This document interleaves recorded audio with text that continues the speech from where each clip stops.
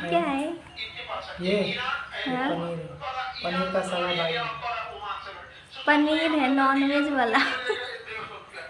Nonveg paneer कैसे बना ये? कैसे बना है गेस करो। पनीर? हाँ, हमको पता है, अंडवा के फोड़ के उसको स्टीम कर दिए है ना, और बड़ा पनीर बना दिए। बन रहा है एक कढ़ी, मतलब पनीर स्टाइल में।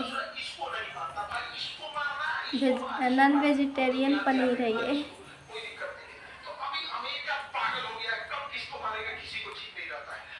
क्या कि चलो फ्राई किए ना, एकदम पनीर में नहीं लग रहा है।